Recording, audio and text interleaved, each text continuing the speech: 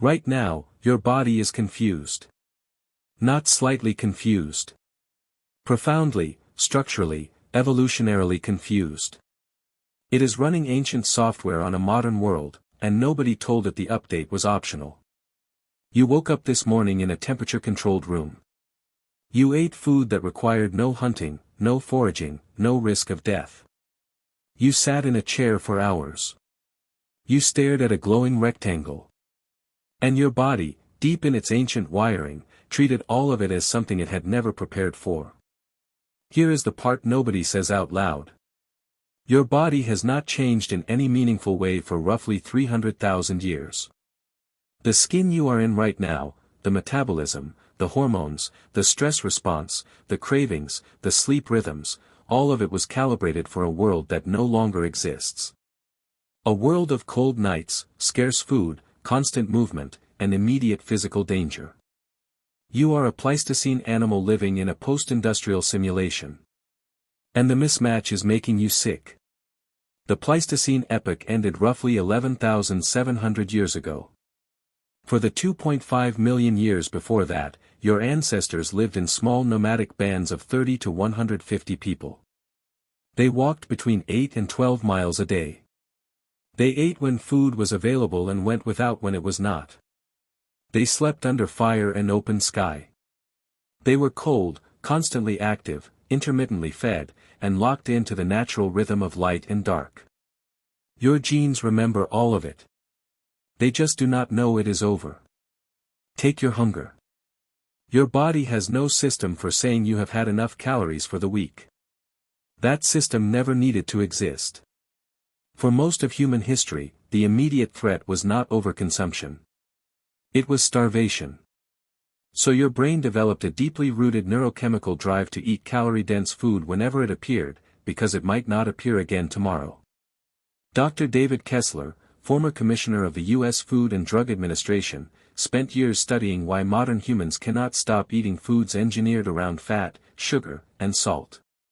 His conclusion was not a character flaw in modern people. It was a feature of ancient brains. Your brain releases dopamine in anticipation of those flavors not because you are weak, but because your ancestors who craved and consumed those flavors survived long enough to become your ancestors. You are the descendant of the people who could not stop eating.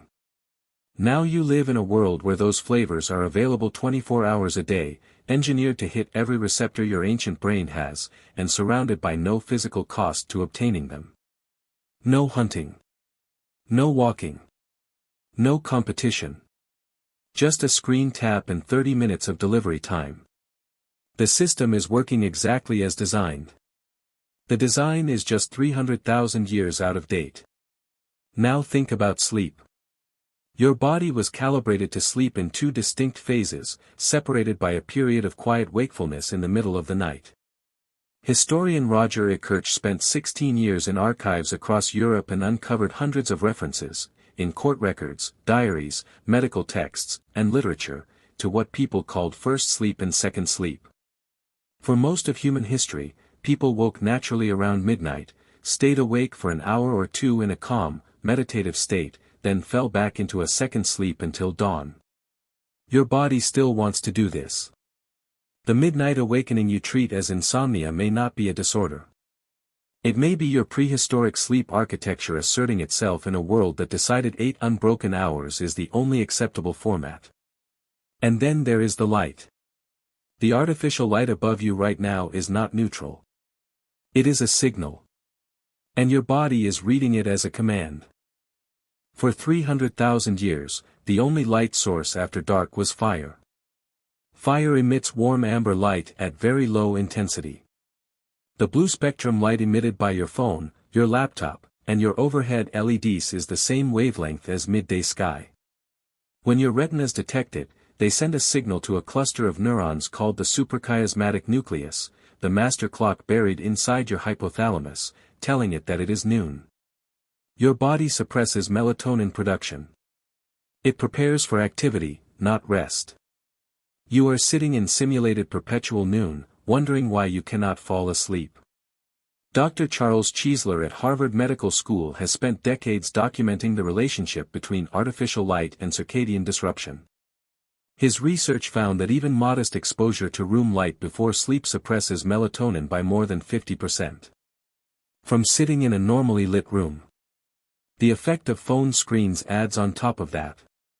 Your ancient clock is not broken. It is responding precisely as it evolved to respond. The problem is what you are feeding it. Now consider your stress response. When your brain perceives a threat, your adrenal glands flood your body with cortisol and adrenaline within seconds. Your heart rate spikes. Blood flows to your muscles. Your digestion pauses. Your immune function pulls back. Your body is ready to fight or run. In the Pleistocene, this was life-saving. A predator appeared. You ran or you fought. The threat resolved in minutes. Cortisol cleared from your blood. Your body returned to baseline. Your body still activates this exact same cascade when your boss sends you an email at 9 p.m. When your bank account is lower than expected. When you scroll through news about events on the other side of the planet that you cannot control. Your ancient threat detection system cannot distinguish between a lie-in and a performance review. Both trigger the same emergency response. And unlike the predator encounter, these modern stressors do not resolve. They persist for hours, for days, for years. Chronic cortisol exposure does things to a body that your ancestors never experienced. It degrades hippocampal tissue, the region responsible for memory and emotional regulation. It promotes visceral fat storage around your organs. It suppresses thyroid function, disrupts reproductive hormones, and accelerates aging at the cellular level, shortening the telomeres that protect your chromosomes with each division. You are not stressed because you are fragile. You are stressed because your stress system was built for a world where threats were immediate, physical, and brief. Not abstract, financial, and infinite. Think about loneliness. In the Pleistocene, social exclusion was not an emotional inconvenience. It was a death sentence. A human separated from their band had no protection, no food sharing, no defense. Natural selection wired your brain to treat social rejection as a physical emergency. The same neural regions that process physical pain, the anterior cingulate cortex and the anterior insula, activate when you feel socially excluded. Dr. Matthew Lieberman at UCLA demonstrated this directly in neuroimaging studies. Being left out of a social game, even a digital one with strangers, produces measurable activation in the brain's pain circuitry. Rejection hurts because your ancestors who felt it urgently and corrected it survived. The ones who did not notice died alone on a cold hillside.